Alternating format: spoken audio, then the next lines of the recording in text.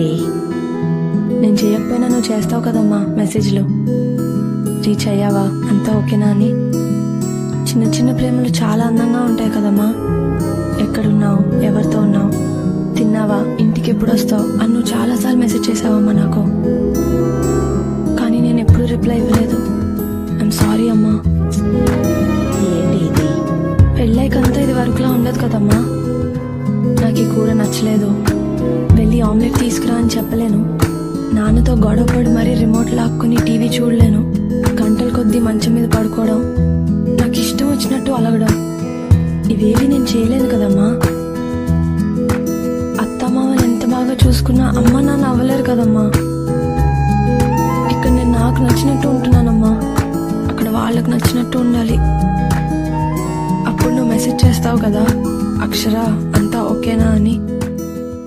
అప్పుడు నేను reply ఇస్తానమ్మా, I miss you అని.